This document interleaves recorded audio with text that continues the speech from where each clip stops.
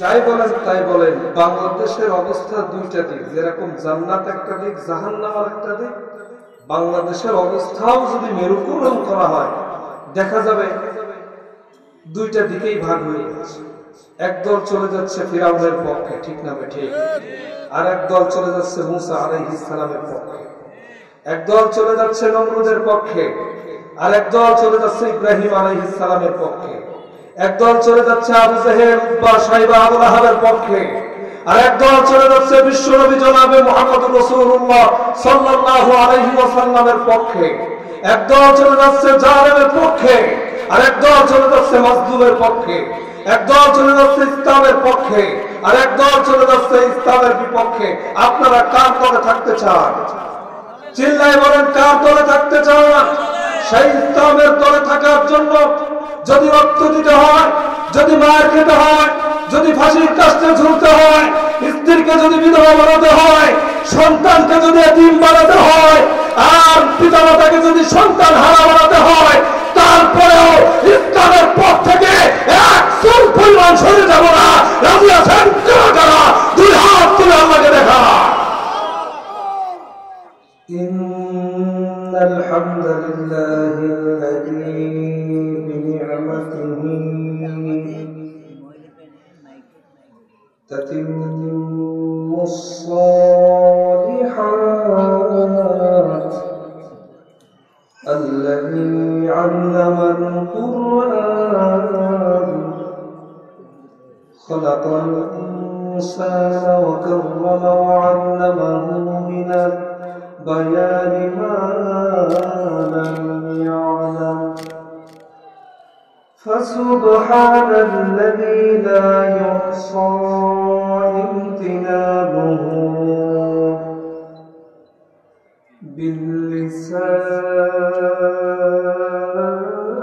باللسان ولا بالقلم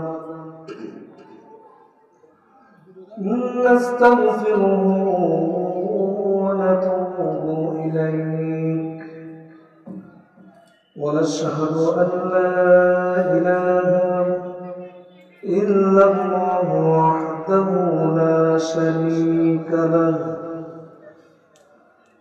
ونشهد أن سيدنا وسندنا وحبيبنا وطبيبنا وطبيب أرواحنا محمدا عبد الله ورسوله. أما بعد فقد قال الله تعالى في كلامه المجيد وفي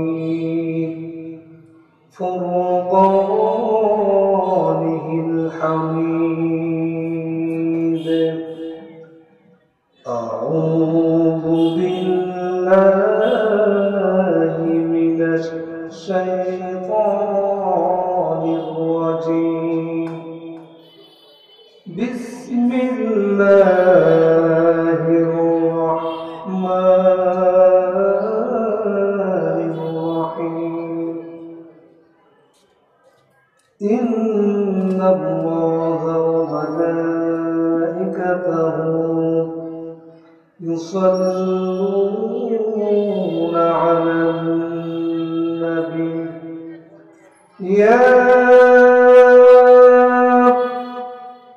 أيها الذين آمنوا صلوا عليه وسلموا تسليما اللهم صل على محمد وعلى آل محمد كما صليت على إبراهيم وعلى آل إبراهيم إنك حميد مجيد اللهم بارك على محمد وعلى آل محمد كما باركت على إبراهيم وعلى آل إبراهيم إنك حميد مجيد سبحانك لا علم لنا إلا ما علمتنا إنك أنت العليم الحكيم صدق الله العظيم হাজারো ব্যথা বেদনার পরে ফিরে আসনি তুমি আপন ঘরে দিনের আলো তুমি ছড়িয়ে দিতে চলে গেলে মদিনায় মক্কা হতে হে রাসূল তোমাকে ভুলি আমি কেমন করে হে রাসূল তোমাকে ভুলি আমি কেমন করে খেয়ে না খেয়ে দিন প্রচারের কাজে নিজেকে দিয়েছ বিলিয়ে তাইফের কাফেররা চিনল না আলো দুষ্টু ছেলেদের পিছু দিল রেলে পাথরের আঘাতে কত বিক্ষত হয়ে সারা শরীর থেকে রক্ত ঝরে হে রাসূল তোমাকে ভুলি আমি কেমন করে হে রাসূল তোমাকে ভুলি আমি কেমন করে হেরার গুহায় তোমারই ধ্যান আসমান থেকে নামে আল কোরআন ভাঙলো সবার ভুল তোমারই পরে আসলো কোরআনের ছায়া তলে খালিদ মুরারি আবু বকর ইসলামী ঝান্ডা নিল যে তুলে আল আমিন তুমি ছিলে যে সদা সকল মানুষের তরে হে রাসূল তোমাকে ভুলি আমি কেমন করে হে রাসূল তোমাকে ভুলি আমি কেমন করে রাসূলকে কখনো ভোলা যাবে আমরা কি কখনো ভুলতে পারবো আল্লাহ তাকে স্মরণ করে এবং অনুসরণ করে আমাদের চলার তৌফিক দিন বলে আল্লাহুম্মা আমিন দুরূদ ও সালাম পাঠ করছি রাসূলের শানে যে রাসূলুল্লাহ সাল্লাল্লাহু আলাইহি ওয়াসাল্লাম যে রাসূলুল্লাহ সাল্লাল্লাহু আলাইহি ওয়াসাল্লামের শানে কেউ যদি একবার দুরূদ পাঠ করে আল্লাহ সুবহানাহু ওয়া তাআলা তার আমলনামায় 10টি সওয়াব লিখে দেয় সুবহানাল্লাহ আগামীকাল সকালবেলা বলে একটু বলেন না সুবহানাল্লাহ যদি সময় পেতাম সুবহানাল্লাহ একবার বলার যে ফজিলত কত আমি বর্ণনা করতাম কিন্তু ওটা মূল আলোচনার বাইরে তো এই জন্য আজকে আর বললাম না অন্য কোনো দিন যদি সুযোগ হয় ইনশাআল্লাহ সেদিন বলবো তবে এতটুকু মনে রাখেন কেউ যদি সুবহানাল্লাহ বলে আল্লাহ সুবহানাহু ওয়া তাআলা তার জন্য জান্নাতে একটা গাছ রোপণ করে দেন যা হাদিসের বর্ণনা আচ্ছা বলেন তো গাছের অক্সিজেন ছায়া এবং ফল উপভোগ করার জন্য কোন ব্যক্তি যদি জাহান্নামে যায় তাহলে সে কি ওই গাছের জান্নাতের গাছের সেই ফায়দা বা যে ফজিলত আছে বা উপভোগ্য জীবন ব্যবস্থা আছে ওই গাছ থেকে সেটা কি পারবে পাবে না সুতরাং এটাও মনে রাখেন কেউ যদি সুবহানাল্লাহ মন থেকে একবার বলে আর এটা যদি আল্লাহর দরবারে কবুল হয়ে আল্লাহ যদি সত্যি জান্নাতে তার জন্য একটা গাছ রোপণ করে দেন তাহলে এই সুবহানাল্লাহ বলার বিনিময়ে আপনি দুনিয়া থেকে জান্নাতের সার্টিফিকেট পেয়ে যাচ্ছেন। এই জন্য যে রাসূলুল্লাহ সাল্লাল্লাহু আলাইহি ওয়াসাল্লাম এই মেসেজগুলো আমাদেরকে দিয়েছেন, সেই রাসূলের শানে দুরূদ ও সালাম পাঠ করছি, সকলেই বলছি সাল্লাল্লাহু আলাইহি ওয়াসাল্লাম। প্রিয় ভাইরা, এটা নবী যাচ্ছে বুঝলাম না। তো যে কথা বলছিলাম যে দীর্ঘদিন যাবৎ কোরআনের কথাগুলো বলতে গিয়ে আমরা প্রতিবন্ধকতার পেয়েছি, বাধা পেয়েছি না বলে আজকে আল্লাহ সুবহানাহু ওয়া তাআলা আমাদেরকে এমন একটা সুযোগ দিয়েছেন যেখানে কোরআনের হক কথাগুলো বলবো, আজকে আর বাধা দেওয়ার মতো কেউ ইনশাআল্লাহ বলেন। তবে যাই বলেন তাই বলেন, বাংলাদেশের অবস্থা দুইটা দিক, যেরকম জান্নাত একটা দিক, জাহান্নাম একটা দিক। বাংলাদেশের অবস্থাও যদি মেরুকরণ করা হয়, দেখা যাবে দুইটা দিকেই ভাগ হয়ে যাচ্ছে। একদল চলে যাচ্ছে ফিরাউনের পক্ষে, ঠিক না ঠিক? আর একদল চলে যাচ্ছে মুসা আলাইহিস সালামের পক্ষে। একদল চলে যাচ্ছে নমরুদের পক্ষে, আর একদল চলে যাচ্ছে ইব্রাহিম আলাইহিস সালামের পক্ষে।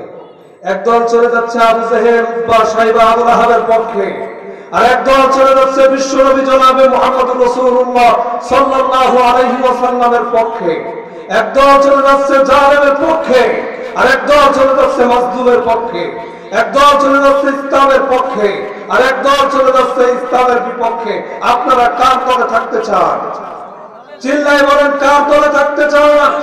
সেই ইসলামের দলে থাকার জন্য যদি রক্ত দিতে হয়, যদি মার খেতে হয়, যদি ফাঁসির কাস্টে ঝুলতে হয়, স্ত্রীকে যদি বিধবা বানাতে হয়, সন্তানকে যদি এতিম বানাতে হয়, আর পিতামাতাকে যদি সন্তান হারা বানাতে হয়, তারপরেও ইসলামের পথ থেকে এক চুল পরিমাণ সরে যাব না।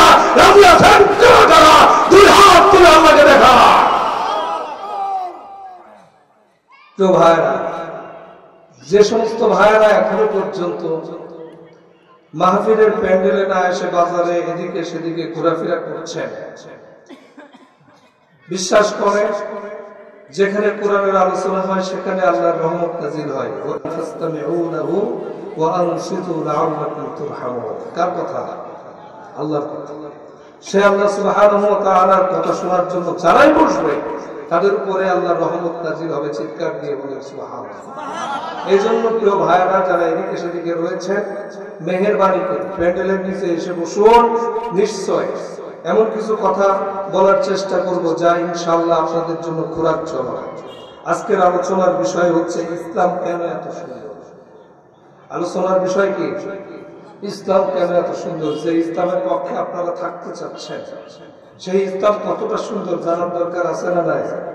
কারণ আমরা সুন্দরের পূজারী। সুন্দর যেদিকে সেদিকে আমরা অগ্রগামী। কথা বলেন ঠিক না ঠিক? অসুন্দর যেদিকে সেদিকে আমরা কেউ থাকতে চাই না। তো ইসলাম যেহেতু সুন্দর, আমরা সেই সুন্দরের ভিতরেই প্রবেশ করতে চাই, ঠিক না ঠিক? আসুন, তার সৌন্দর্য কেমন কয়েকটা পয়েন্ট আকারে আমি কথা বলবো, বিস্তারিত বলার চেষ্টা করতে চাইছিলাম, কিন্তু সুযোগ খুব একটা বেশি হবে না বলে আমি প্রথম দিক থেকে একটু সংক্ষেপে আলোচনা গুছাই আছি। যেগুলো আপনাদের জানা বিষয় সেইগুলো সংক্ষেপ করব, না জানা বিষয়গুলো একটু বিস্তারিত বলার চেষ্টা করবো। আমার তৌফিক আপনারা একটু সহযোগিতা করবেন, যেহেতু দূর থেকে এসেছি, অনেকটা জার্নি করেছি 2 দিনে। গত 2 থেকে 3 দিনে আমি 1000 কিলোমিটারেরও বেশি জার্নি করেছি। কাজেই এত পথ অতিক্রম করার পরে স্বাভাবিকভাবে ক্লান্ত আসা স্বাভাবিক। এই জন্য বলছে আপনারা সহযোগিতা করলে আমার এই ক্লান্তি কিছুই মনে হবে না ইনশাআল্লাহ। পারবেন তো একটু সহযোগিতা করতে ইনশাআল্লাহ? তো আজকের আলোচনার বিষয় কি বলছিলাম মনে আছে? মনে আছে আপনাদের? ইসলাম কেন এত সুন্দর। কিছু সৌন্দর্য ইসলামের তুলে ধরার চেষ্টা করব। আল্লাহ সুবহানাহু ওয়া তাআলা ইসলামের ভিতরে প্রবেশ করার জন্য কি কি নির্দেশনা দিয়েছে, প্রকৃত মুসলমান হওয়ার জন্য কি কি নির্দেশনা দিয়েছে, সেইগুলো তুলে ধরব ইনশাআল্লাহ। প্রিয় ভাই আমার, বাবাজিরা আমার, আল্লাহ সুবহানাহু ওয়া তাআলা 1 নম্বরে আমাদের ইসলামের ভিতরে প্রবেশ করার জন্য ঈমান আনতে হবে। 1 নম্বরে যে বিষয়টা প্রয়োজন সেটা হলো ঈমান।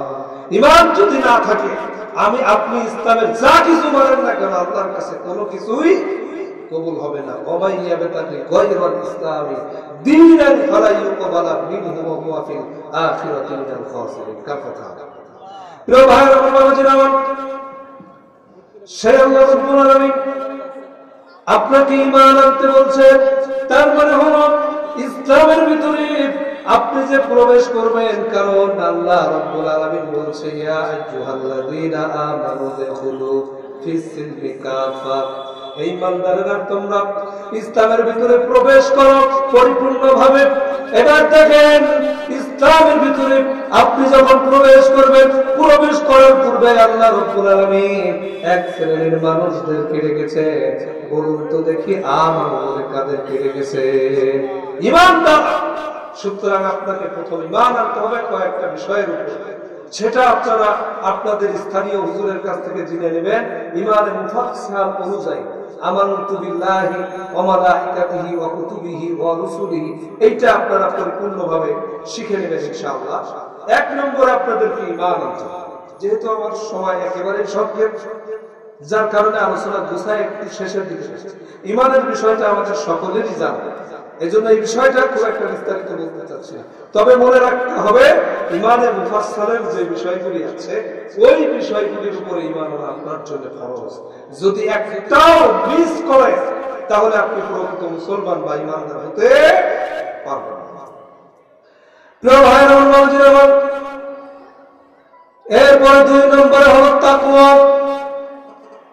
ইসলাম যে সুন্দর, সেই সৌন্দর্য দেখতে হবে আপনাকে তাকওয়া আনতে হবে। কারণ হলো একটা কালার পানি যদি সাদা গিলাসের ভিতরে রাখেন, কাঁচের গিলাস, যদি আপনি লাল রঙের পানি রাখেন, গিলাসটা দেখবেন লাল রং ধারণ করবেন। আপনি যদি হলুদ রঙের পানি আনেন, হলুদ রঙের পানি রাখার সঙ্গে সঙ্গে গিলাসটা হলুদ বর্ণ ধারণ করবে। আবার যদি সবুজ পানি আনেন, সবুজ বর্ণ ধারণ করবে কিনা? ইসলামটাও ঠিক তেমন। আপনি যদি ব্যক্তি জীবনে ইসলাম দিয়ে সাজান, তাহলে আপনার জীবন সুন্দর হয়ে যাবে। আপনি যদি ইসলাম দিয়ে আপনার পরিবারটা সাজান, তাহলে আপনার পরিবার সুন্দর হয়ে যাবে। আপনি যদি আপনার সমাজটাকে ইসলাম দিয়ে সাজান, তাহলে আপনার সমাজ সুন্দর হয়ে যাবে। আপনি যদি আপনার রাষ্ট্রটাকে ইসলাম দিয়ে সাজান, তাহলে আপনার রাষ্ট্র সুন্দর হয়ে যাবে।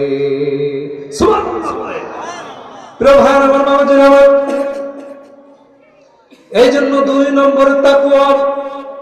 আল্লাহ রাব্বুল আলামিন বলেন ইয়া আইয়ুহাল্লাযীনা আমানুত্তাকুল্লাহা হাক্কা তুকাতিহি ওয়া লা তামুতুন্না ইল্লা ওয়া আনতুম মুসলিমুন।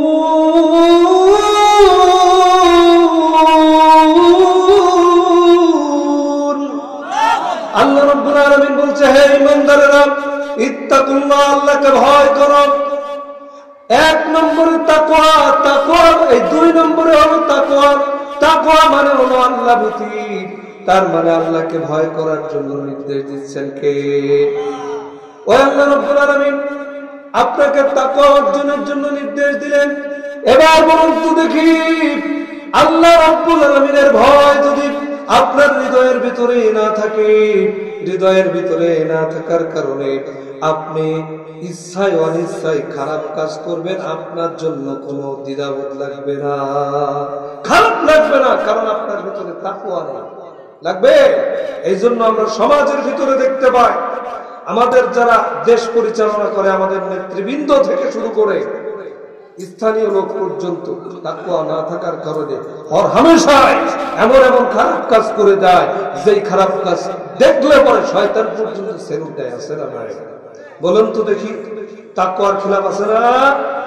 যদি তাকওয়া থাকতো, বিশেষ করে আমাদের যারা নেতৃত্ব দিয়েছেন বিগত সালগুলো, একটু লক্ষ্য করেন, যদি তাকওয়া থাকতো তাহলে বলেন তো দেখি হাজার হাজার কোটি টাকা দুর্নীতি করে এদেশ থেকে পাচার করে বেগম পাড়া তৈরি করতে পারতো?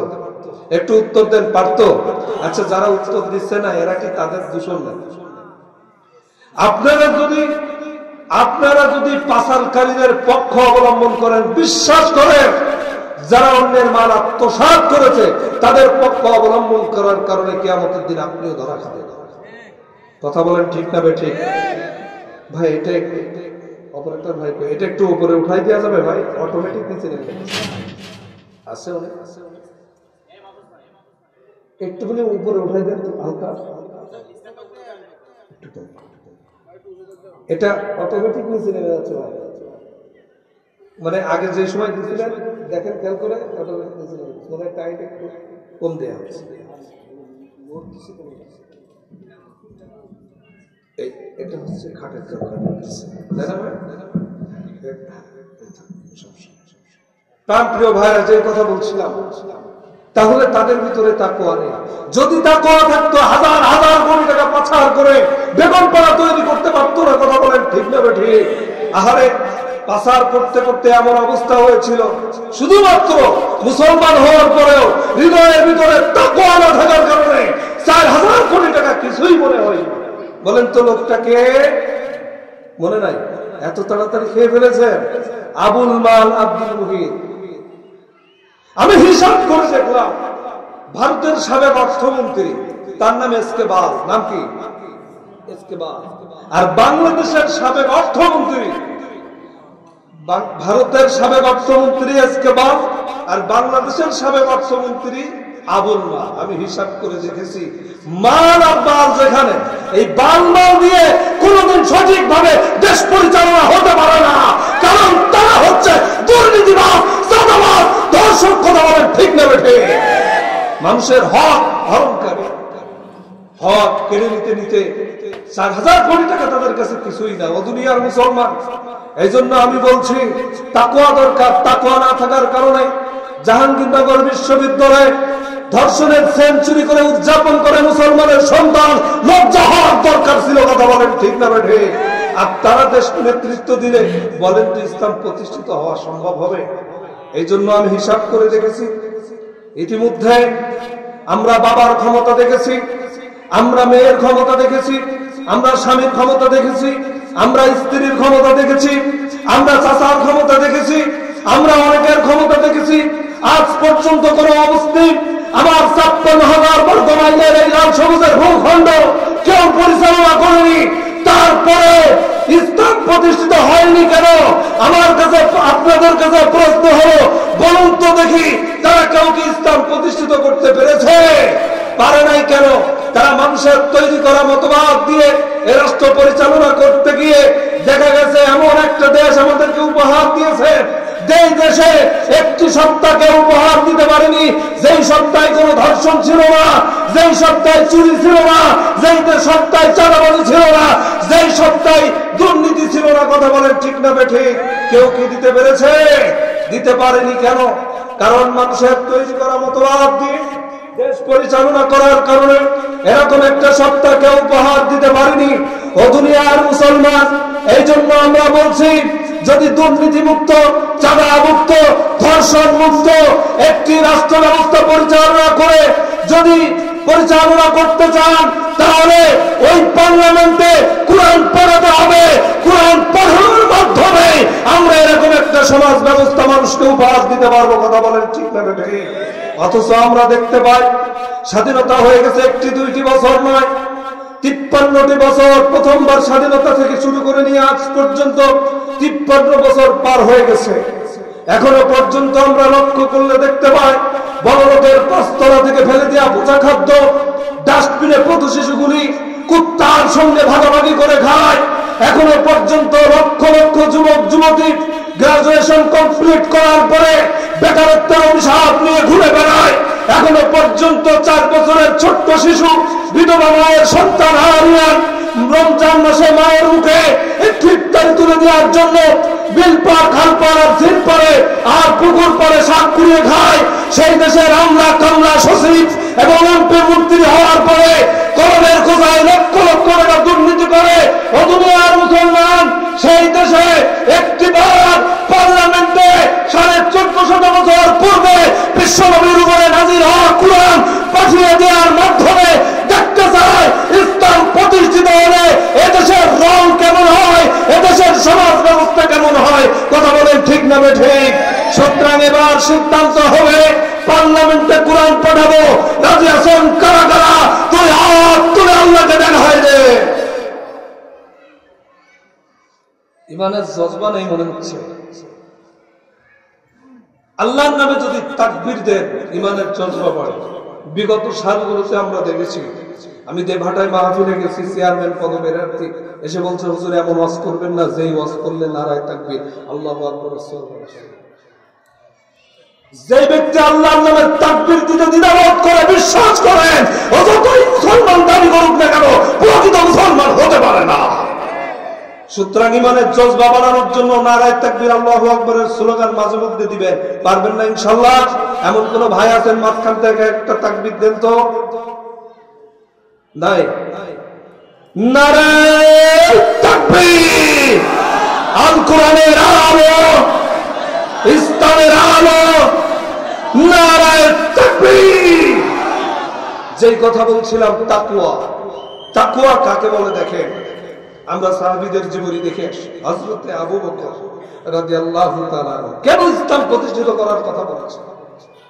আমরা পূর্বে দেখেছি আমাদের বাংলাদেশ যারা আমাদেরকে পরিচালনা করেছে, তাকওয়া না থাকার কারণে ধর্ষণ করেছে, তাকওয়া না থাকার কারণে দুর্নীতি করেছে, তাকওয়া না থাকার কারণে মানুষের অধিকার কেড়ে নিয়েছে, কথা বলার অধিকার, রাজনীতি করার অধিকার, ভোটের অধিকার, রাতে বাড়িতে ঘুমানোর অধিকার কেড়ে নিয়েছে। কথা বলেন ঠিক না ঠিক? নেইনি? আমি কি মিথ্যা বলছি? 15 সালে ভোটার হয়েছে, আজ পর্যন্ত ভোট কাকে বলে কিভাবে দিতে হয় আমি জানি। দুঃখের কথা আর কারে বলবো, এদের দেখলে শয়তানও পর্যন্ত সেলুট দেয়। তারপরে তার আগে একটা কথা বলবো, এক চাষি গিয়েছে ভোট দিতে। তো 18 সালের নির্বাচনের কথা, ভোট দিতে গেছে। ভোট দিতে যাওয়ার সময় একজন বলতেছে, চাষি কোথায় যাচ্ছেন? কয়, ভোট দিতে যাচ্ছি বাবা, আমার সেই যে স্লিপ টিলিপ কোন জায়গায় আছে একটু দেখো তো। চাচা, এই চাষি আপনার তো ভোট দিতে যাওয়া লাগবে না, আপনার ভোট হয়ে গেছে। শুধু আপনার ভোট না, ও চাচার ভোটও হয়ে গেছে। বলছে, বলো কি? 10 বছর আগে তোমার চাচা মারা গেছে, কবর থেকে উঠে এসে ভোট দিয়ে গেল। 40 বছর সংসার করলাম একসাথে, একটু দেখা করার সময়। আচ্ছা বলুন তো, এরকম হয়েছে না? হয়েছে না? ভোট 100% কাস্ট হবে, সেখানে 127% কাস্ট। আপনি বোঝেন এই 27 জন আসলো কোথায়? সেই কথায় আছে, হাজী সাহেব মক্কায়, মামলা হয় বাংলায়, হাজী চাচা মিয়া কবরে, ভোট হয় ওপরে। কথা বলেন ঠিক না বেঠিক? সব বলবা না, একটু ধৈর্য ধরেন। ইনশাল্লাহ আমি আপনাদের এলাকার লোক, সাতক্ষীরায় থাকি, তাই ফ্যামিলি নিয়ে ওখানে থাকি। আমার বাড়ি এই শিকরগাছা থানায়। কোন জায়গায় কি বলতে হবে, কোন অ্যাঙ্গেলে বললে আপনারা খুশি হবেন, আমার সব জানা আছে। একটুখানি ধৈর্য ধরেন। তাকওয়ার কথা বলছিলাম। তাকওয়া, সাহাবীদের কি তাকওয়া ছিল। হযরত আবু বকর রাদিয়াল্লাহু তাআলা আনহু, নাম শুনেছেন কখনো? ইসলামের প্রথম খলিফা। সুবহানাল্লাহ বলবেন না? রাসূলের বাল্যবন্ধু, কি মানুষ ছিলেন। সুবহানাল্লাহ। প্রিয় ভাইরা আমার, বাবাজিরা আমার,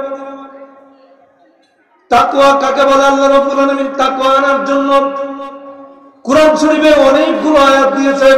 এই যে হুজুর আছেন, আলেম ওলামা আছেন, তারা ভালো বলতে পারবেন। কুরআনের ভিতরে আল্লাহ রাব্বুল আলামিন অনেক জায়গায় তাকওয়ার কথা বলেছেন। বলেছেন কিনা? বলেছেন। সেই তাকওয়া অর্জন কেন করতে হবে, আর তাকওয়া অর্জন হলে পরে কতটা শান্তি রাষ্ট্রবাসী পাবে, তাই দেখেন। হযরত আবু বকর রাদিয়াল্লাহু তাআলা আনহুর কথা বলেছেন। তিনি যখন প্রথম খলিফা হলেন, খলিফা হওয়ার পরে তিনি একবার বাড়িতে আসলেন। আসার পরে লক্ষ্য করে দেখেন তার জন্য সুন্দর সুন্দর খাবারের ব্যবস্থা তার স্ত্রী করেছেন। সুবহানাল্লাহ বলেন। স্ত্রীকে ডাক দিয়ে বলছেন, বিবি জান, এরকম সুন্দর সুন্দর খাবার তুমি কোথায় পেলে?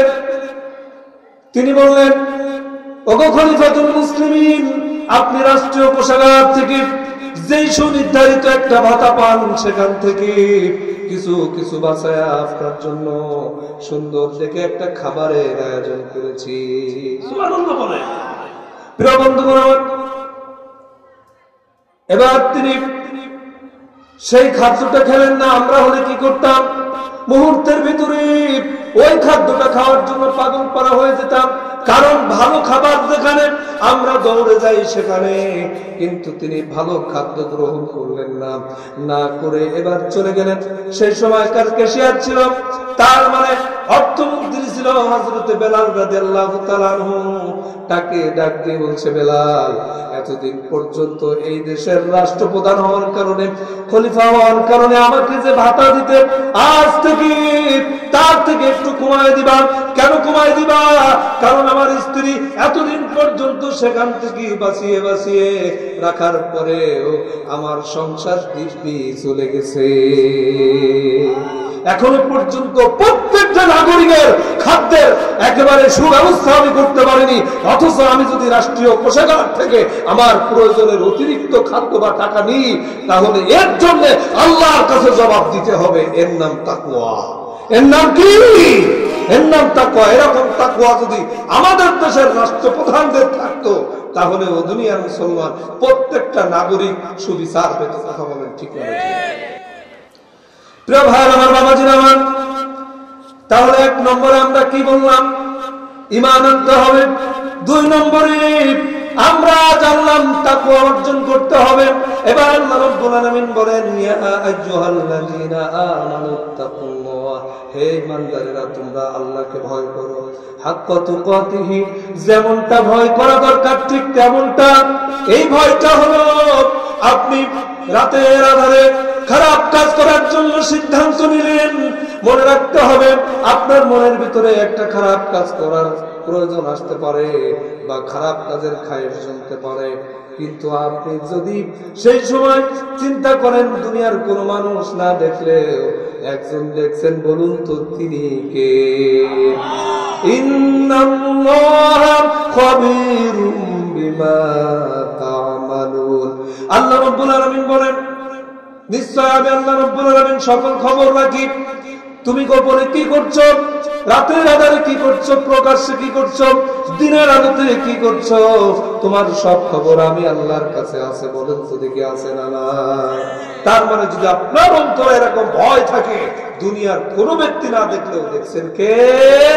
আল্লাহ। সেই আল্লাহর ভয়তে আপনি যদি খারাপ কাজটা ছেড়ে দেন, এটাই প্রমাণ হবে আপনি তাকওয়া অর্জন করেছেন। এবং এই যে এই তাকওয়া অর্জন করেছেন, হাক্কা তুকাতিহি, এটার মানে কি? যেমনটা করা দরকার ঠিক তেমনটা। তার মানে হচ্ছে যেমন তাকওয়া অর্জন করলে পরে সকল খারাপ কাজ থেকে বিরত থাকা যায়, আল্লাহ ঠিক তেমনটাই আপনাকে তাকওয়া অর্জনের জন্য নির্দেশ প্রদান করছেন। এবার বলছেন, ইল্লা ওয়া আনতুম মুসলিমুন, আর ততদিন পর্যন্ত মরো না যতদিন পর্যন্ত প্রকৃত মুসলমান না হও। তার মানে ঈমান আনার পরে তাকওয়া অর্জন করতে হবে। তাকওয়া অর্জন পরিপূর্ণতা না পেলে কোনদিন আপনি পরিপূর্ণ মুসলমান হতে পারবেন না। সেই মুসলমান হতে হলে আপনার তাকওয়া দরকার। তাকওয়া দরকার কিনা? প্রিয় ভাইরা আমার, বাবাজি আমার, এবার আসুন 3 নম্বরে। আল্লাহ রাব্বুল আলামিন চমৎকার করে আমাদেরকে জানিয়ে দিয়েছেন পরোপকার করা। পয়েন্ট আকারে সংক্ষিপ্ত আকারে আপনাদের আলোচনা শুনিয়ে যাচ্ছি। ও দুনিয়ার মুসলমান, ইসলাম কত সুন্দর দেখেন। তাকওয়া অর্জন করলে আপনি চুরি করতে পারবেন না, তাকওয়া অর্জন করলে আপনি ধর্ষণ করতে পারবেন না, তাকওয়া অর্জন করলে আপনি জিনা করতে পারবেন না, তাকওয়া অর্জন করলে আপনি ডাকাতি করতে পারবেন না। এবার একটু উদাহরণ দিই। আমি যদি আজকের এই রাস্তা দিয়ে যাওয়ার সময় পথে যদি কোনো ছিনতাইকারী ধরে যদি আমাদের গাড়িটা কেড়ে নেয়, আবার আমাদের সবকিছু মালামাল কেড়ে নেয়, বলুন তো দেখি আমার জন্য কষ্ট হবে কি হবে না? হবে। যদি এই তাকওয়া অর্জন করে যদি টাকা ডাকাতি ছেড়ে দেয়, তাহলে আমার মতো প্রত্যেকটা মানুষ বেঁচে যাবে। কথা বলেন ঠিক না বেঠি? আজ বাজারে যাচ্ছেন, মোটরসাইকেলটা এক জায়গায় রাখছেন, কিছুক্ষণ পরে দেখছেন চুরি করে নিয়ে গেছে, যায় না? তো যদি তাকওয়া, চোর যদি তাকওয়া অর্জন করে, তাহলে এই চুরির ভয় আর থাকবে না। এই জন্য ইসলাম এত সুন্দর। ইসলাম যেখানেই মানা হবে সেখানেই সুখ আসবে, সেখানেই শান্তি আসবে। চিৎকার দিয়ে বলেন সুবহানাল্লাহ। তো 3 নম্বরে হচ্ছে পরোপকার। মানুষের বিপদে আপদে পাশে দাঁড়াতে, প্রয়োজনীয় নিত্য প্রয়োজনীয় ব্যবহার্য যে কাজগুলো আছে, নিত্য ব্যবহার্য কাজ, এইগুলো দিয়ে মানুষকে সহযোগিতা করতে হবে। পারবেন না ইনশাআল্লাহ? আল্লাহ বলছে ওয়ায়ামনাউনাল মাউন আর আইতাল্লাযী ইউকাযযিবু বিদ্দীন, সূরা মাউনের আয়াত। নবী আপনি কি দেখেছেন তাদেরকে যারা কিয়ামত দিবসকে অস্বীকার করে? কথা বলতে বলতে বলতে বলতে শেষের দিকে এসে বলছে ওয়ায়ামনাউনাল মাউন, তারাই তো কিয়ামত দিবসকে অস্বীকার করে যারা নিত্য প্রয়োজনীয় জিনিস পাশের বাড়ির লোক আনতে গেলে দেয় না। আছে না? এই পরোপকারের উদ্দেশ্য দিচ্ছেন কে?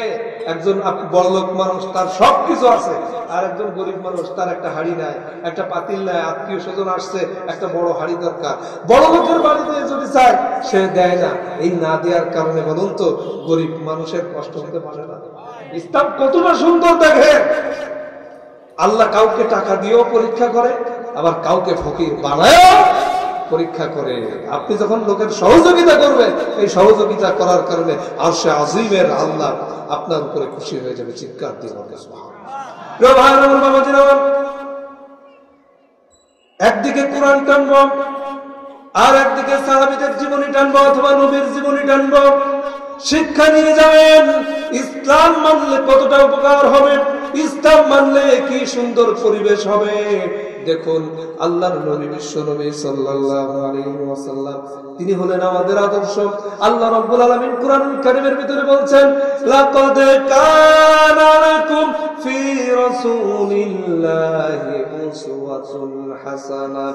আল্লাহ রাব্বুল আলামিন চমৎকার করে আমাদেরকে জানিয়ে দিয়েছেন, তোমাদের জন্য অনুসরণযোগ্য চরিত্রের অধিকারী হলেন তোমাদের রাসূল। এবার বলুন তো দেখি, ইসলাম মানার জন্য যদি কাউকে অনুসরণ করতে হয়, বলুন তো দেখি তিনি কে? তিনি আল্লাহ। তিনি আল্লাহ। আল্লাহকে অনুসরণ করবেন কিভাবে? আল্লাহকে আনুগত্য করবেন। ইয়া আইয়ুহাল্লাযীনা আমানু আতিউল্লাহ ওয়া আতিউর রাসূল। আল্লাহর আনুগত্য করো, রাসূলের আনুগত্য। সুবহানাল্লাহ। কিন্তু অনুসরণ করতে হবে কাকে? রাসূলকে। রাসূল প্র্যাকটিক্যালে এই কোরআনের যে কোরআনটা আল্লাহ নাযিল করেছেন, সেই কোরআনটা নিজের জীবনে বাস্তবায়ন করে তিনি প্রমাণ করেছেন কিভাবে জীবন ব্যবস্থা পরিচালনা করতে হয়। চিৎকার দিয়ে বলেন সুবহানাল্লাহ। প্রিয় বন্ধুগণ আমার, সেই নবী করিম সাল্লাল্লাহু আলাইহি ওয়াসাল্লাম পরোপকার কিভাবে করেছেন তার আদর্শ থেকে একটু শিক্ষা নিয়ে যান। নবী করিম সাল্লাল্লাহু আলাইহি ওয়াসাল্লাম তিনি জিহাদে যাচ্ছেন। জিহাদে যাওয়ার সময় তিনি স্বাভাবিকভাবে ঠান্ডার সময় পথ অতিক্রম করতেন। তিনি রওনা হতেন ঠান্ডার সময়, হয় সকালবেলা অথবা বিকালের টাইমে। তিনি কিছু দূর পথ অতিক্রম করলেন, করার পরে এক জায়গায় আশ্রয় নিয়েছে, তাঁবু গেছে।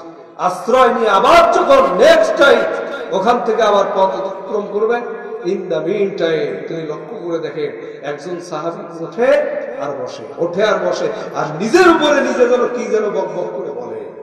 আছে না অনেক সময় নিজের উপরে রাগ ছাড়ে, লোকের উপরে ছাড়তে পারে না, নিজের উপরেই যেন কিছু একটা বক বক করে বলতে থাকে, গালিগালাজ করতে থাকে। আছে না নাই? রাসূলুল্লাহ সাল্লাল্লাহু আলাইহি ওয়াসাল্লাম বিষয়টা খেয়াল করলেন। খেয়াল করে তাকে বললেন, মান আনতা, কে তুমি?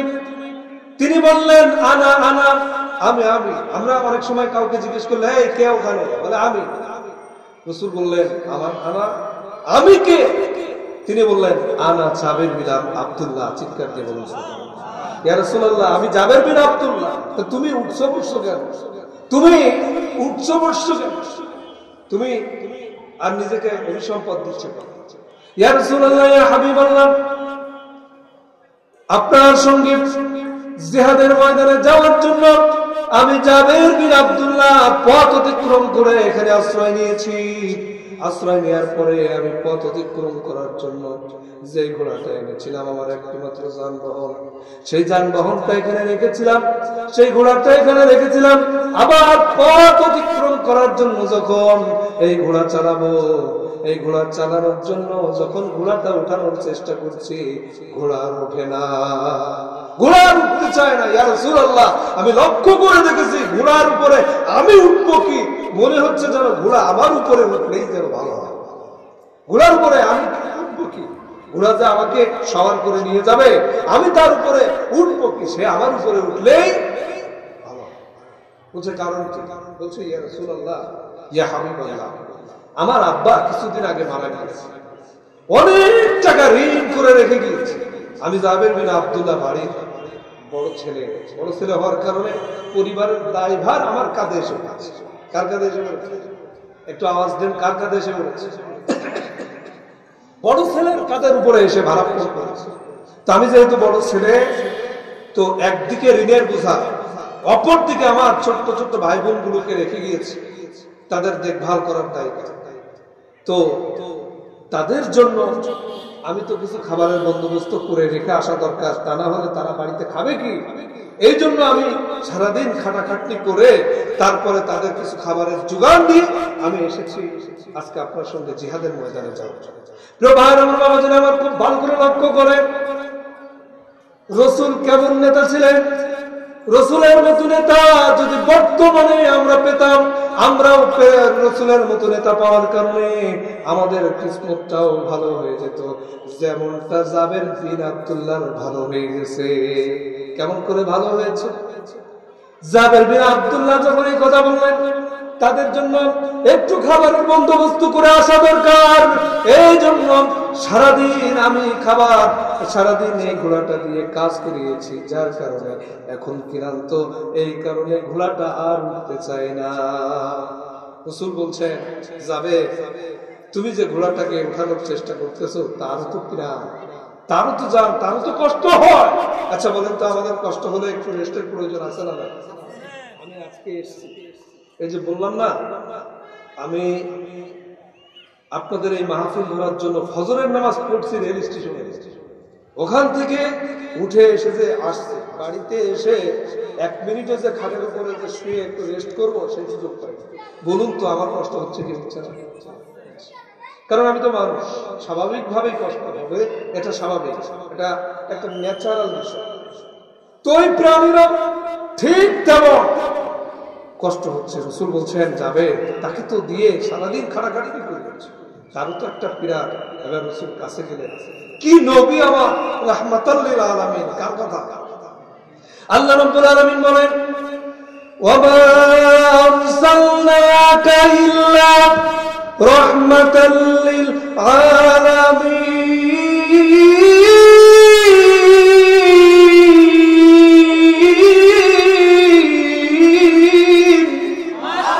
আল্লাহ রাব্বুল আলামিন বলছেন, নবী আপনাকে আমি রাহমাতাল লিল আলামিন হিসেবে, তার মানে নবীকে এই পৃথিবীর জন্য রাহমাতাল লিল আলামিন হিসেবে প্রেরণ করেছেন কে? তিনি রহমত। কি রহমতের নবী? একজন প্রাণীর দরদ কষ্ট বুঝতে, প্রাণীর প্রতি কি দরদ। তিনি কাছে গিয়েছেন, চাচা হাতটা দেন, কাছে গিয়ে এইভাবে টিপে দিচ্ছে, মেসেজ করে দিচ্ছে, আর বলছে, যাবেন তুমি তো সারাদিন এই প্রাণী দিয়ে খাটাখাটনি করিয়েছো, এই প্রাণীরও তো যার, তারও তো কষ্ট হয়, তবে যাবে তোমার এই ঘোড়াটা অত্যন্ত জীর্ণ শীর্ণ হয়ে গেছে, একতা সারাদিন কাজ করিয়েছো, অপর দিকে স্বাভাবিকভাবে একটু দুর্বল প্রকৃতি আছে না?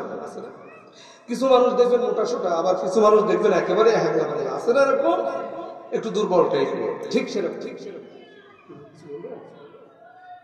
তো সেরকম এবার জাবের বিন আব্দুল্লাহকে বলছে, জাবের বিন আব্দুল্লাহ ঠিক আছে, আজকে এই তুমি যে ঘোড়াটা নিয়ে আসছো, তোমার যদি সম্ভব হয় এই ঘোড়াটার পরিবর্তন করো, মানে বিক্রি করে দিয়ে আরেকটা সুন্দর ঘোড়া কেন। চিৎকার দিয়ে বলেন সুবহানাল্লাহ। জাবের বিন আব্দুল্লাহ বলছে, ইয়া রাসূলুল্লাহ, একদিক থেকে বাবার ঋণের বোঝায় আমি জর্জরিত, অপর দিক থেকে আমি একটা বিয়ে করেছি, তবে হ্যাঁ আমি বিয়ে করেছি কোন কুমারী মেয়েকে বিয়ে করিনি, আমি বিয়ে করেছি একজন বিধবা নারীকে, যেন আমার ওই ছোট্ট ছোট্ট ভাই বোনকে দেখভাল করতে পারে। চিৎকার দিয়ে বলেন সুবহানাল্লাহ। কি সিদ্ধান্ত নিয়েছে রাসূল, খুব খুশি হলেন জাবের বিন আব্দুল্লাহ। হে জাবের, তুমি যে সিদ্ধান্ত নিয়েছো নিশ্চয় আল্লাহ এর প্রতিদান তোমাকে দিবে। চিৎকার দিয়ে বলেন আল্লাহ প্রতিদান দিবে। তুই ইয়া রাসূলুল্লাহ, একদিক থেকে বিয়ের মোহরানা, বিয়ের খরচ হয়ে গেছে, অপর দিক থেকে বাবার ঋণের বোঝা আমার মাথার উপরে, যার কারণে আমার অর্থকড়ি খুব সংকট, এই কারণে আমি যে আবার একটা নতুন ঘোড়া কিনবো সেই টাকা ভাই আমার বাবা জানেন। এবার নবী করিম সাল্লাল্লাহু আলাইহি ওয়াসাল্লামের খাস কেশিয়ার হযরত বেলাল রাদিয়াল্লাহু তাআলার হুকুম ডাক দিয়ে বলছে, বেলাল, এই যে জাবের বিন আব্দুল্লাহর যে ঘোড়া, এইটা যদি আমরা ক্রয় করে নিই কেমন হয়? জাবের বিন আব্দুল্লাহ চিন্তা করতেছে, নবী আবার কিরকম দাম দেয়। আচ্ছা জাবের, তোমার এই ঘোড়াটার দাম কেমন হতে পারে? বলছে, ইয়া রাসূলুল্লাহ, সর্বোচ্চ 1.5 থেকে 2 উকিয়া হতে পারে। 1.5 থেকে 2। আচ্ছা যাও, তোমার 1.5 অথবা 2 উকিয়ার এই ঘোড়াটা আমি 5 উকিয়া দিয়ে আমি রাসূল কিনে নিলাম। পিছনের লোক আপনারা খুশি হন নাই? একটু জোরে বলেন না সুবহানাল্লাহ। আচ্ছা, আলোচনা কি খারাপ লাগতেছে প্রিয় ভাইরা? আমি কি আলোচনা শেষ করে দেবো?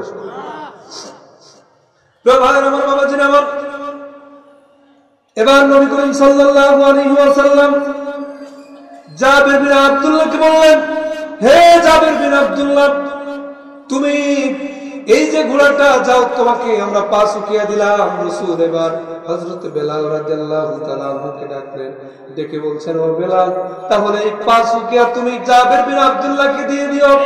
এবার তিনি বললেন, হে বেলাল, মানে জাবের বিন এই রাসূলুল্লাহ সাল্লাল্লাহু আলাইহি ওয়াসাল্লাম হযরত বেলাল রাদিয়াল্লাহু তাআলা আনহুকে ডাক দিয়ে বলছেন, বেলাল, এই যে জাবের বিন আব্দুল্লাহ বিয়ে করেছি, বিয়ে করার কারণে আমি রাসূল তো তাকে কোনো উপহার দেইনি, আমি তো তাকে কোনো হাদিয়া দেইনি, তাহলে তাকে তো একটু হাদিয়া দেওয়া দরকার, কারণ নতুন বিবাহ করেছে। আচ্ছা বলেন তো, কোন আত্মীয় স্বজনের বিবাহে যদি দাওয়াত দেওয়া হয়, আপনারা উপভোগ করুন, হাদিয়া বা উপহার যেটাই বলেন না কেন নিয়ে যান না? খালি হাতে যান? কারা কারা একটা হাত তোলা করে? এ আল্লাহর ওলি কেউ নাই, খালি হাতে যাওয়ার আল্লাহর ওলি কেউ নাই। সুবহানাল্লাহ। উপহার নিয়ে যাওয়া, হাদিয়া নিয়ে যাওয়া, এটা সুন্নাত। চিৎকার দিয়ে বলেন সুবহানাল্লাহ। তো রাসূল বলছে, আমি তো তাকে কোনো হাদিয়া দিলাম, কি করা যায়? যাবে? ঠিক আছে, এই যে ঘোড়াটা আমরা 5 উকিয়া দিয়ে কিনলাম, এই 5 উকিয়া তাকে তো দিবাই, এটা দিবা, যেহেতু আমরা ক্রয় করে নিয়েছি দিবা। অপর দিকে এই যে ঘোড়াটা এখন তো আমাদের ক্রয় করে নেওয়ার কারণে, কাজেই আমি এই জাবের বিন আব্দুল্লাহকে এই ঘোড়াটাও আবার উপহার দিয়ে দিলাম, বিয়ে হাদিয়া দিয়ে দিলাম। সুবহানাল্লাহ। প্রিয় ভাইরা আমার, বাবাজি আমার, দেখেন আমার নবী কেমন পরোপকারী ছিলেন। ইসলাম যে কত সুন্দর, সেই সৌন্দর্য তুলে ধরার জন্য আজ এই কথাগুলো বলছি। অথচ দেখেন, আমরা ইসলাম মানতে চাই না। মানুষের তৈরি করা মতবাদ দিয়ে যদি জীবন সাজাতে চান, মানুষের তৈরি করা মতবাদ দিয়ে যদি আপনি আপনার পরিবার সাজাতে চান, মানুষের তৈরি করা মতবাদ দিয়ে আপনার সমাজ সাজাতে চান, মানুষের তৈরি করা মতবাদ দিয়ে যদি আপনি আপনার রাষ্ট্র সাজাতে চান, তাহলে কোনদিন শান্তি, কোনদিন সুখ আসবে না। আল্লাহ লাহুল খালকু ওয়ালা, সৃষ্টি যার, আইন চলবে তার, তার আইন আপনি মেনে দেখেন, যেখানেই মানবেন সেখানেই সুখ আসবে। চিৎকার দিয়ে তো বন্ধুগণ আমার, এবার নবী করিম সাল্লাল্লাহু আলাইহি ওয়াসাল্লাম তাকে হাদিয়া দিলেন। এবার জাবের বিন আব্দুল্লাহকে বললেন, ও জাবের বিন আব্দুল্লাহ, যাও, তোমার বাবা তোমার যে ঋণ রেখে গিয়েছে, সেই ঋণের বোঝা তোমার মাথার উপরে।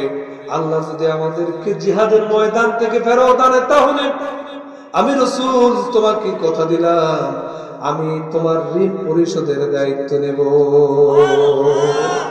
দায়িত্ব নেব, শুধু দায়িত্বই নেব না, তোমার যে একটা খেজুর বাগান আছে, যেটাকে তোমার আয়ের উৎস মনে করো, যেখান থেকে তোমার আয়ের উৎস হয়, আয় হয়, সেই খেজুর বাগানে আমি রাসূল নিজে পানি দেব, আমি নিজে রক্ষণাবেক্ষণ করব, আমি নিজে দেখভাল করবো।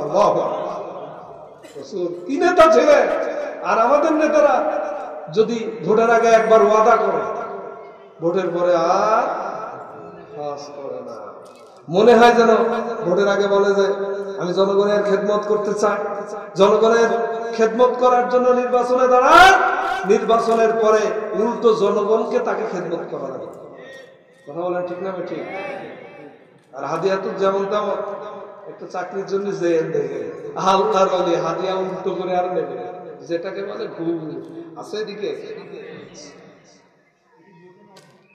ভাইরা ও দুনিয়ার মুসলমান, এই জন্য ইসলাম প্রতিষ্ঠিত করতে হবে। ইসলাম যেখানে শান্তি, সেখানে ইসলাম নাই, যেখানে শান্তি নাই সেখানে। কথা বলেন ঠিক হবে।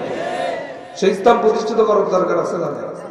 এবার একটা সুযোগ, এই সুযোগটা সদ্ব্যবহার করেন।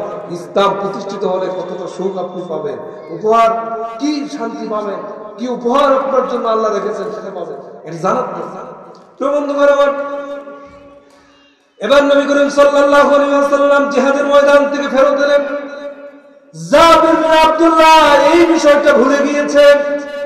রাসূলুল্লাহ সাল্লাল্লাহু আলাইহি ওয়াসাল্লাম যেই কথাটা দিয়েছিলেন, সেই কথাটা আমার নবী ভুলে গেলেন। ভুলে যাওয়ার এই জাবের বিন আব্দুল্লাহ ভুলে গেলেন। রাসূলুল্লাহ সাল্লাল্লাহু আলাইহি ওয়াসাল্লাম যেই কথা দিয়েছে, রাহমাতাল লিল আলামিন আমাদের নবীর মোটেও ভুল হয় নাই, মনে আছে। এবার জাবের বিন আব্দুল্লাহকে খবর পাঠিয়েছে। এবার জাবের বিন আব্দুল্লাহ এই খবর না পেয়ে তিনার মনে এসছে, তাই তো রাসূল যে কথা দিয়েছিলেন এই কথা, এখন তো আমার সেই খেজুর বাগান রক্ষণাবেক্ষণ করবে। ওই খেজুর যে ছোট্ট বাগান, ও আমি যা একটু টাল মাটাল করে এমনি সেমনি করে মানে গোজামিল দিয়ে পরিবার পরিচালনা করি, ওই খেজুর বাগান যদি রাসূল রক্ষণাবেক্ষণ করে আর যদি ওই খেজুর বিক্রি করে ঋণগুলো পরিশোধ করে, আমি যাবে তো না খেয়ে মারা যাবে। যা একটু চলছিলাম, কিভাবে চলবো, আমার জন্য তো কষ্ট হয়ে গেল। তো জাবের বিন আব্দুল্লাহকে যখন ডেকেছে, এই জন্য রাসূলকে এড়িয়ে এড়িয়ে চলছে। কিন্তু জাবের বিন আব্দুল্লাহকে যখন রাসূল খবর পাঠিয়েছে আসার জন্য, বলুন তো দেখি কোন সাহাবী কি এমন আছেন রাসূলের খবর শোনার পরে রাসূলের কাছে আসবেন না? এরকম দুঃসাহস কারো আছে? প্রবন্ধুরা আমার, এবার জাবের বিন আব্দুল্লাহ চলে এলেন, এসে রাসূলের কাছে আসলেন। রাসূল এবার তাকে সাথে করে নিয়ে ওই খেজুর বাগান রক্ষণাবেক্ষণ করলেন। খেজুর যখন পাকার সময় হলো, তিনি খেজুর গুলো পড়ালেন, পাড়িয়ে যারা ঋণ পায় তাদেরকে ডাকলেন, ডেকে বলতেছে, তুমি যদি এত পাও তাহলে আমি রাসূল ওই জাবেরের পক্ষ থেকে বলছি তুমি একটু কম নিয়ে ঋণটা পরিশোধ করে নাও। সাহাবায়ে কেরাম যারা আসলেন তারা বললেন, ইয়া রাসূলুল্লাহ, ইয়া হাবিবাল্লাহ, যেহেতু জাবের বিন আব্দুল্লাহ এই মদিনার একজন অসহায় গরিব মানুষ, তার উপরে ঋণের এত বড় বোঝা, ঠিক আছে ইয়া রাসূলুল্লাহ, ইয়া হাবিবাল্লাহ, আমরা আপনি যা ঋণ পরিশোধ করবেন তাতে সন্তুষ্ট হয়ে যাব, আর বাকিটা জাবের বিন আব্দুল্লাহকে ক্ষমা করে দেব। পাত্র থেকে খেজুর উঠিয়ে যে টাকা পায় সেই মূল্যমানে খেজুর দিতে থাকলেন। দেখা গেল সকলের ঋণ পরিশোধ করে সেই জাবের বিন আব্দুল্লাহ চিন্তিত হয়ে পড়লেন, এই খেজুর যদি দিতে থাকে তাহলে আমি তো আমার পরিবার চালানোর জন্য খেজুর পাবো না। লক্ষ্য করে দেখা গেল যে রাসূল পাত্র থেকে খেজুর বন্টন করেছেন, সেই পাত্রের ভিতরে যা পেরেছিল তা সম্পূর্ণই রয়ে গেছে। এর নাম রাহমাতুল লিল আলামিন, এর নাম আমার নবী পরোপকারিতার জন্য নিজে শ্রম দিয়েছে তার সাহাবীর ওই বাগানের ভিতরে, আবার ঋণ পরিশোধের দায়িত্ব নিয়েছে। আর আমাদের নেতারা ঋণ পরিশোধের তো দূরে থাক, রাতের আহারে ইসলামী আন্দোলনের কর্মীদেরকে ধরিয়ে দিয়ে মিথ্যা মামলা দিয়ে পুলিশের কাছ থেকে তারা ভাগ বাটোয়ারা করে দিয়েছে। এই হলো আমাদের দেয়নি, এরকম বলেন তো দেয়নি? রাতের আধারে ঘর থেকে উঠিয়ে নিয়ে গেছে, নিয়ে যে আম বাগানে, কাঁঠাল বাগানে, লিচু বাগানে বোম বানাতে বানাতে ধরে এনেছি, নিয়ে অজ্ঞাতনামা মামলা দিয়েছে। দেয়নি? ও দুনিয়ার মুসলমান, যারা এই নিকৃষ্ট কাজ করেছেন মনে রাখবেন, এই নিকৃষ্ট কাজ করার কারণে কিয়ামতের দিন আল্লাহর কাছে জবাব দিতে হবে। কারণ আপনি ওর অধিকার নষ্ট করেছেন, ওর স্বাধীনভাবে চলার অধিকার, স্বাধীনভাবে ঘুমানোর অধিকার, স্বাধীনভাবে বেঁচে থাকার অধিকার, এই অধিকার নষ্ট করার কারণে কিয়ামতের দিন ওর অধিকার বুঝিয়ে না দেওয়া পর্যন্ত আল্লাহর জান্নাতে আপনি যেতে পারবেন না, যতই আপনি মুসলমান দাবি করেন না কেন। কথা বলেন ঠিক না ঠিক? আমি মাঝে মধ্যে এদের কথা বলতে গিয়ে বলি, এদের দেখলে শয়তান পর্যন্ত সেলুট দেয়। আমি উদাহরণ দিই, 3 বন্ধু গিয়েছে সফরে, কারণ কোরআনের ভিতরে এসেছে কুল সিরু ফিল আরদ সুম্মা নজুরু কাইফা কানা আকিবাতুল মুকাদ্দিমিন। কার কথা? একটু চিল্লায় বলেন কার কথা, জোরে বলেন কার কথা? আল্লাহর কথা। আল্লাহ বলছে এই জমিন ঘোরো এবং দেখো আমার নিয়ামতের অস্বীকারীদের, জালেমদের পরিণতি আমি কি করেছি। এবার 3 বন্ধু চিন্তা করছে, আল্লাহ যেহেতু কোরআনে বলছে যাই একটু ভ্রমণ করে শিক্ষা গ্রহণ করে আসে, শিক্ষা সফর যারে এই সফর করতে যাওয়ার জন্য 3 বন্ধু বের হয়েছে। এখন কিছু টাকা পয়সা নিয়ে বের হয়েছে। সফর করতে করতে গাড়ি ভাড়া এবং খাওয়া দাওয়া এটা সেটা করতে করতে টাকা প্রায় শেষ হয়ে এসেছে। একজনের কাছে আছে 5 টাকা, একজনের কাছে আছে 3 টাকা, আর একজনের কাছে আছে 2 টাকা। ও দুনিয়ার মুসলমান, একটু চিৎকার দিয়ে বলেন কয় টাকা হয়? আপনারা তো অঙ্কে ফেল করবেন, পিছনের লোক চিৎকার দিয়ে বলেন কয় টাকা? 10 টাকা। এই 10 টাকা নিয়ে তারা চিন্তা করতেছে বর্তমানে বাজারের দ্রব্য মূল্যের যা ঊর্ধ্বগতি, এই 10 টাকায় তেমন কিছু হয় না। এই জন্য হুজুর ওরা চিন্তা করেছে এই 10 টাকায় কি খাদ্য খাবো। এই জন্য তারা সিদ্ধান্ত নিয়েছে এমন খাদ্য কিনতে হবে যেই খাদ্য খেলে ক্ষুধাও নিবারণ হবে আর অনেকক্ষণ ধরে খেতে পারবে। তারা গবেষণা চালাতে শুরু করে দিয়েছে। গবেষণা করে করে দেখে একমাত্র খাবার সেটা হচ্ছে মুড়ি। বলুন তো কি? মুড়ি। মুড়ি চেনেন তো? হ্যাঁ, মুড়ি। মুড়ি।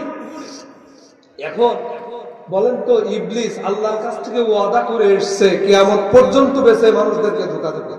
সুম্মা লাআতিয়ান্নাহুম মিন বাইনি আইদিহিম ওয়া মিন খালফিহিম ওয়া আন আইমানিহিম ওয়া আন শামাইলিহিম ওয়া লা তাজিদু আকতারাহুম শাকিরিন। প্রিয় ভাইরা, কোরআনের বাইরে কথা বলবো না। দেখে একদিকে বলছি না রাসূলের বা সাহাবীদের জীবনী টানবো, আর একদিকে কোরআন টানবো। আল্লাহ জানাই দিয়েছে, শয়তান সেদিন বলছিল আল্লাহ আপনার বান্দাদের ডান দিক থেকে বাম দিক থেকে, সামনের দিক থেকে পিছন দিক থেকে, চতুর্দিক থেকে আক্রমণ করে পথভ্রষ্ট করে দেব, পাকড়াও করে পথভ্রষ্ট করে এমন অবস্থা করবো ওয়ালা তাজিদু আকতারাহুম শাকিরিন, আপনি দেখতে পাবেন অধিকাংশ মানুষ নাশুকরি বান্দায় পরিণত হয়েছে। প্রিয় ভাইরা, এবার শয়তান চিন্তা করলো এরা তিন বন্ধু কোরআনের আয়াতের দলিল নিয়ে সফর করতে এসেছে আর শিক্ষা গ্রহণ করে চলে যাবে। আমি শয়তান এমনি এমনি বসে বসে গিয়ে আঙ্গুল চষবো, এটা কোনোদিন হতে পারে না। এই জন্য আমার মতো বিশাল একটা টুপি, বিশাল জুব্বা আর বিশাল দাড়ি লাগায় আসসালামু আলাইকুম। ভাই, আপনাদের মতো আমিও একজন পথিক। আমিও আপনাদের কাছে যা 10 টাকা আছে আমার কাছে তাও না, মাত্র 1 টাকা। কয় টাকা? 1 টাকা। তো আপনাদের ওই 10 টাকার সাথে আমার এই 1 টাকা যদি শরীক করে যদি একটু খাদ্যে অংশগ্রহণের সুযোগ দিতেন, তাহলে আমিও একটু আমার ক্ষুধাটা নিবারণ করতে পারতাম। ওদের মনে দয়া হয়েছে যে এত বড় হুজুর, অন্তত পক্ষে আলেম মানুষের খেদমত করা দরকার। খেদমত করার জন্য ওই 1 টাকা নিয়েছে। আচ্ছা বলুন তো, 10 এবং 1 কয় টাকা হয়? এই 11 টাকা দিয়ে মুড়ি কিনেছে।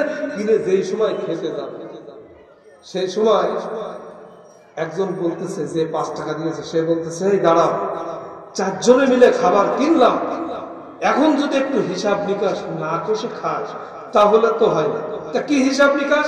যে দিয়েছে 5 টাকা সে খাবে 5 আঙ্গুল, যে দিয়েছে 3 টাকা সে খাবে 3 আঙ্গুল দিয়ে, যে দিয়েছে 2 টাকা সে খাবে 2 আঙ্গুল দিয়ে, আর যে দিয়েছে 1 টাকা সে খাবে 1 আঙ্গুল দিয়ে। শয়তান বলে, ওরে ইবলিসের ইবলিস, এই ইবলিস যদি বাংলার জমিনে থাকে আমার আর দরকার নেই, কারণ 5 আঙ্গুল দিয়ে মুড়ি খাওয়া যায়, 3 আঙ্গুল দিয়েও খাওয়া যায়, 2 আঙ্গুল দিয়েও দাঁত 2-4টা ধরা যায়, 1 আঙ্গুল দিয়ে কি মুড়ি খাওয়া যায়? যার 1 টাকা ছিল এই শয়তানদের পাল্লায় পড়ে সেটাও গেল। তাহলে আমার আর কি দরকার? এরা থাকলে আমার আর দুনিয়ার মুসলমান এটা হাসির খোরাকি দিচ্ছি না। বিগত 16 বছর বাংলার জমিন যারা নেতৃত্ব দিয়েছে, একেবারে প্রধান থেকে শুরু করে নিয়ে একেবারে গ্রাম্য নেতা পর্যন্ত তাদের চরিত্র এমন হয়ে গিয়েছিল, নেতাদের চরিত্র দেখলে বমি আসতো। শুধু বমি আসতো না, এদেশের শিক্ষা ব্যবস্থার মেরুদণ্ড ভেঙে দিয়ে বঙ্গোপসাগরে নিক্ষেপ করেছে, এদেশের অর্থ ব্যবস্থা মাটির সাথে ধসিয়ে দিয়েছে, আর অন্যায় করেছে বিরোধীদের উপরে চাপাই দিয়েছে। কথা বলেন ঠিক না বেঠিক? কয় রানা পেলাজা নাড়াচাড়া করে ভেঙে ফেলা মনে আছে আপনাদের? প্রিয় ভাইরা, তো এবার বলুন, সেই দেশের এই অবস্থা, শয়তান চিন্তা করে সেই দেশে এরা থাকে, সেই দেশে আমার আর লাগে না দায়িত্ব পালনের জন্য। কথা বলেন ঠিক না বেঠিক? আচ্ছা সম্মানিত ভাইরা, কষ্ট পেলেন? এই উদাহরণগুলো দেওয়ার কারণ কি জানেন? অন্যায় থেকে বের হয়ে আসতে হবে। অন্যায় থেকে যদি আপনি বের না হতে পারেন, আল্লাহর কাছে আপনি কি জবাব দিবেন? আল্লাহ অসংখ্য নাজ নিয়ামত খাচ্ছেন। আল্লাহকে আপনাদের জন্য কোনদিন বিদ্যুৎ বিল যেরকম মাসে মাসে নিতে আসার জন্য লোক পাঠায় বা লেখার জন্য লোক পাঠায়, কোনদিন অক্সিজেন এই যে গ্রহণ করেন, এই যে আল্লাহ নিয়ামত গ্রহণ করেন, এই যে এখন ধান রোয়ার সময় পাতাগুলো ফেলায় রেখে আসেন, কোনোটা ডান দিক, কোনোটা বাম দিক, কোনোটা পাতালের দিক, কোনোটা আসমানের দিক। 1 সপ্তাহ পরে যে দেখেন চারা বের হয়েছে, সব আসমানের দিকে চিৎকার দিয়ে বলেন সুবহানাল্লাহ। এই নিয়ামত দিয়েছে কে? সেখান থেকে ভাত খান না, সেই নিয়ামত খেয়ে আল্লাহর নাশুকরি বান্দায় পরিণত হবে। আল্লাহ কি খুশি হবে? ও মুসলমানেরা, একটু কথা বলতে হবে, আল্লাহ কি খুশি হবে? প্রিয় ভাইরা আমার, বাবাজিরা আমার, এবার বলুন তো সেই ইসলাম প্রতিষ্ঠিত করার দরকার আছে না নয়? আল্লাহ রাব্বুল আলামিন এবার বলছে, হে ঈমানদারেরা, ইয়া আইয়ুহাল্লাযীনা আমানু হাল আদুল্লুকুম আলা তিজারাতিন তুনজিকুম মিন আযাবিন আলীম। হে ঈমানদারেরা, তোমাদের কি এমন একটা ব্যবসার কথা বলবো নাকি যে ব্যবসা করলে তোমরা কঠিন আযাব থেকে মুক্ত হতে পারবে? সেই ব্যবসাটা হলো তুমিনুনা বিল্লাহি ওয়া রাসূলিহি, আল্লাহর প্রতি ঈমান আনতে হবে, ওয়া রাসূলিহি, রাসূলের প্রতি ঈমান আনতে হবে, ওয়া তুজাহিদুনা ফি সাবিলিল্লাহ, আর আল্লাহর রাস্তায় আল্লাহর দ্বীন কায়েমের জন্য জিহাদ করতে হবে। জিহাদ মানে হচ্ছে প্রচেষ্টা। জিহাদ মানে কি? প্রচেষ্টা। কি দিয়ে করতে হবে? মাল দিয়ে আর জান দিয়ে।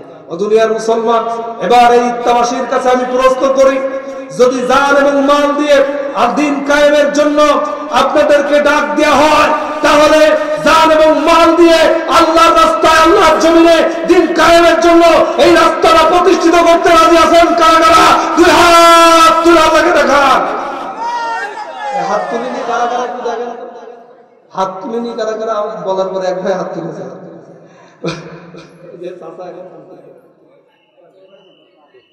ভাই, আল্লাহর জমিনে আল্লাহর দ্বীন কায়েম, মুসলমান হিসাবে এটা ইমানের দাবি। কিসের দাবি? ইমানের দাবি। এবার দেখেন দুইটা জিনিস। চাচা চিন্তা করতেছে, হুজুর মনে হয় এইবারই মনে হয় মাল চাবে, কারণ জান তো এই মুহূর্তে হুজুর নেবে না। নেবে? হুজুর মনে হয় এবার মাল চাবে। আচ্ছা বলেন তো, একটু কল্পনা করেন, আজ থেকে 100 বছর পরে আপনি আপনার অস্তিত্ব একটু হিসাব করেন তো, থাকবে? আজ থেকে 100 বছর পরে থাকবে? কেউ উঠবেন না ভাই, কেউ উঠবেন না। দিতে না পারেন বসে থাকেন, কেউ উঠবেন না। মাহফিলের পরিবেশটা আজ থেকে 100 বছর পরে আপনি চিন্তা করেন আপনার অস্তিত্ব পৃথিবীতে থাকবে। আপনার যে টাকা দিয়ে গড়া আপনার যে বাড়ি, সেই বাড়িটা আপনার পরবর্তী প্রজন্মের কেউ হয়তো ব্যবহার করছে, অথচ আপনাকে স্মরণ করছে না। আপনি আজকে আইল ঠেলে তারপরে লোককে ফাঁকি দিয়ে, বোনকে ফাঁকি দিয়ে, মেয়েকে ফাঁকি দিয়ে যে জমিটা দখল করে যাচ্ছে, আজ থেকে 100 বছর পরে আপনি আর উপভোগ করতে পারবেন। যারা উপভোগ করবে হয়তো তারা এই জমি নিয়ে মামলা, মকদ্দমা, কামড়া কামড়ি, এটা সেটা করবে, কিন্তু একটি বারের জন্য আপনি যদি মারা যান, অনেকেই আছে কোনদিন আপনার ওসিলায় বা আপনার পক্ষ থেকে 10টা টাকা দান করে আপনার রুহের মাগফিরাত কামনা করবে না। কারণ আপনি আপনার দিকে চিন্তা করেন, সর্বোচ্চ আপনার বাবার জন্য আপনি দান করেন, সর্বোচ্চ আপনার দাদার জন্য।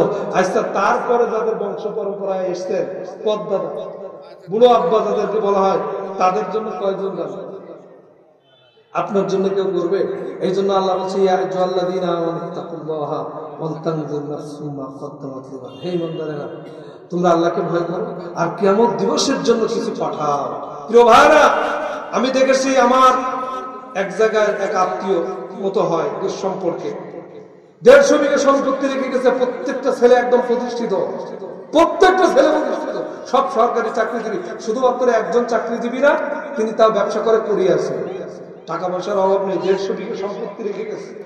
তার বাবা মসজিদে কিছু টাকা দান করেছে, 50,000 টাকা, 51,000 টাকা সম্ভবত দান করেছে। তার ছেলেরা বলতেছে যে এই ওয়াদা আমার আব্বা করিনি। আচ্ছা বলেন তো, 150 বিঘা সম্পত্তি যিনি রেখে গেছে, 50,000 টাকা ওয়াদা না করলেও যদি মসজিদে দিত, কি হতো? কি ক্ষতি হতো তাদের? কিছু হতো? কিচ্ছু হতো না। কিন্তু নিজের বাবার জন্য পর্যন্ত এই 50,000 টাকা যিনি 150 বিঘা সম্পত্তি রেখে গেলেন, তার জন্য দিতে পারলো না যে সন্তানরা। আপনার সন্তান আপনার পক্ষ থেকে যে দান করবে, তার কি গ্যারান্টি? ভাইরা, এই জন্য বলছি, পাশে একটা এতিমখানা যাচ্ছে, আপনার টাকা এতিমরা পড়বে, এতিমরা খাবে। আল্লাহ এতিমদের খাদ্য যদি কেউ দেয়, আল্লাহ আরো খুশি হয়ে যায়। প্রিয় ভাইরা, এতিমদের খাদ্যের জন্য এমন কোন বান্দা কি আছেন 20,000 টাকা দান করবেন? নগদ দিতে না পারেন, 5 মাস পরে দেবেন, 6 মাস পরে দেবেন, 1 বছর পরে দেবেন, 20,000 টাকার ওয়াদা করবেন, এমন কোন আল্লাহ বান্দা কি আছেন? প্রিয় ভাইরা, 20,000 টাকা অনেক বলে ফেলেছি। আল্লাহ রাব্বুল আলামিন বলেন, কেউ যদি আল্লাহর রাস্তায় দান করে, আর তো এতিম, যে এতিমদেরকে খাওয়ালে আল্লাহ রাব্বুল আলামিন নিজে খুশি হয়ে যায়। আল্লাহ রাব্বুল আলামিন বলছে আল্লাহর রাস্তায় দান করলে মাদাল্লাযী করিদুল্লাহ করদান হাসানাত, যে ব্যক্তি আল্লাহর রাস্তায় দান করে সেই ব্যক্তির দানটা আমি আল্লাহ রাব্বুল আলামিন দান হিসাবে কবুল করি না, আমি আল্লাহ তার কাছ থেকে করছে হাসানানি, মানে ধার নি। এবার বলেন, কেউ যদি কারোর কাছ থেকে ধার নেয় ফেরত দেয় কিনা? আল্লাহ যদি নেয় তাহলে ফেরত দিবে না। আল্লাহর ওয়াদা কখনো ভঙ্গ হয় না, বরঞ্চ আল্লাহ আপনার 20,000 টাকা দানের বিনিময়ে 40,000 টাকা, 80,000 টাকা, 1 লাখ টাকা দিয়ে দিতে পারে। আল্লাহর সেই সক্ষমতা আছে না নাই?